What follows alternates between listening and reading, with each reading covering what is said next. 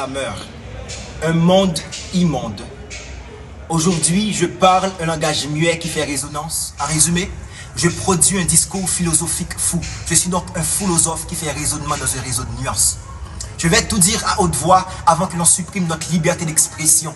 Parler est devenu un art luxueux. Les gens se taisent même si on les fait subir toutes sortes de pressions. Question de conformisme, question de con, question de clanformisme, question de clan, de camp. Hier, les gens pouvaient être assis l'un à côté de l'autre sans se parler. Question d'écran. Aujourd'hui, ils le veulent bien sans le pouvoir. Question d'écart. Car quel monde à l'envers, une destruction imminente. Pendant que la vie meurt en nous, la mort vit. Quelle description humiliante. On n'a pas peur de cesser d'être juste pour avoir. Ma voix peut s'épuiser, je parlerai en signe, j'enverrai des signaux qu'ils pourront voir. Désolé. On prenait déjà nos distances, on portait tous déjà des masques.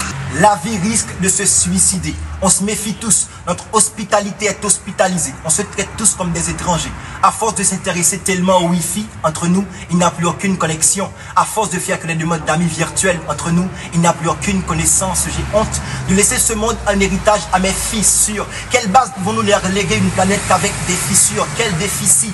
On dépense des millions pour fabriquer des armes qui vont tuer des millions de gens parfois à domicile. Les feux d'artifice sont remplacés par des feux de missiles. Combien d'homicides?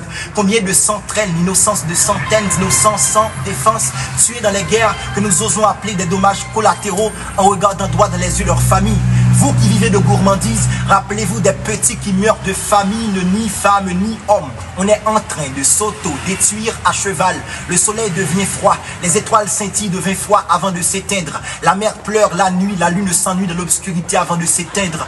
Les forêts sont désertées par les arbres. Le désert recherche le sable et on reste assez vague. Contrairement aux aimants, on se repousse même si on est du même pôle ou non. Pour construire des centrales nucléaires, on s'en fout de ce que nous polluons à l'ironie. En prenant la virginité de l'ozone, on a donc réchauffé les cuisses du climat. Le crime, malheureusement, est devenu le milieu auquel on s'acclimate. Mais à tous ceux et celles qui veulent sauver notre planète ensemble, ce texte fait appel à notre humanité absente. Au nom de l'amour, au nom de la paix, au nom de l'union. C'est un écrit de cœur et un cri de cœur. Even Islam.